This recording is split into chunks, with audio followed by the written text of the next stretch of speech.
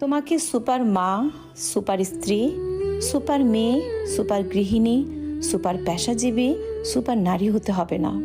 কারণ যখন তোমার শরীর ভেঙে যাবে তখন খুব অল্প মানুষই মনে রাখবে যে তুমি একসাথে সব কিছু হতে চেয়েছিলে।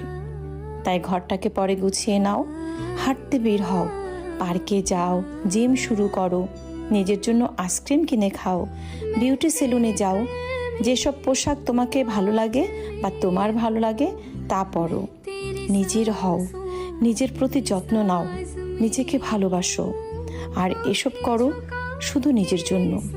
ছেলে মেয়ে বড় হবে, স্বামী অনেক সময় আগে চলে যাবে, চাকরিতে দ্রুত বদলি হয়ে যাবে, ঘর আবার নোংরা হবে, কিন্তু তুমি হয়তো দ্বিতীয়বার আর সুযোগ পাবে না।